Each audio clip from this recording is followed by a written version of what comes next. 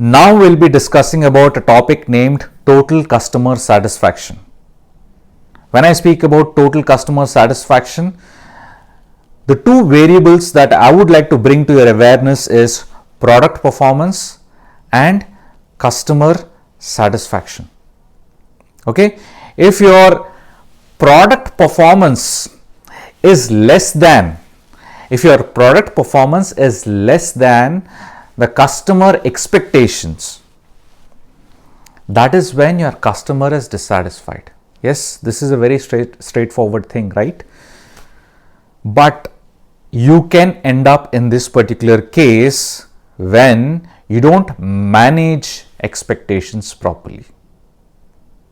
When I say manage expectations, let me take an example of a very hypothetical case. Let's say iPhone 13. iPhone 13, when it says that iPhone 13 would be the next level smartphone and it's going to disrupt the entire smartphone market. When these statements are coming out, these are big statements. At the same time, you can trust these statements because of the legacy brand of Apple. You can do that.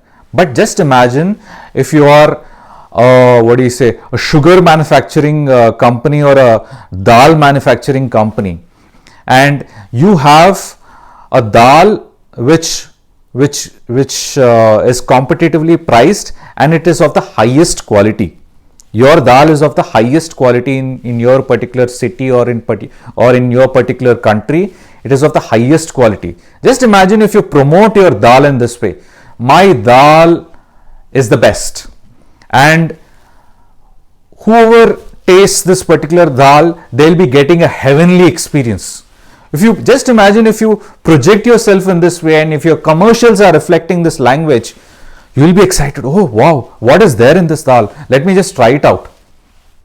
You try the dal and you will be like, okay, tujhe heavenly experience mila? Tujhe heavenly experience mila? You'll start asking and you'll find yourself foolish. You'll be like, what heavenly experience am I getting? It's just plain dal. Despite your dal being of the best quality, you will still be rated as an underperformer. Why? Because you were not managing expectations properly in your marketing communication. Just imagine you have done so much of R&D, you have come up with a cutting edge dal product, still you screw up at the market level. Why? Because you were not managing expectations.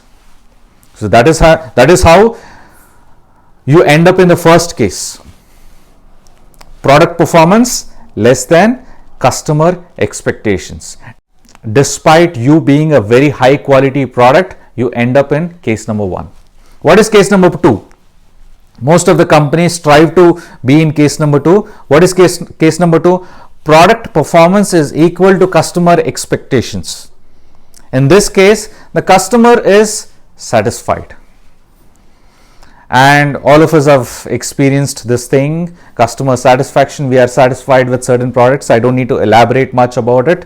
So that's the case number 2. Case number 3 is when your product performance is greater than customer expectations. When it is greater than customer expectations, the customer or the consumer is delighted.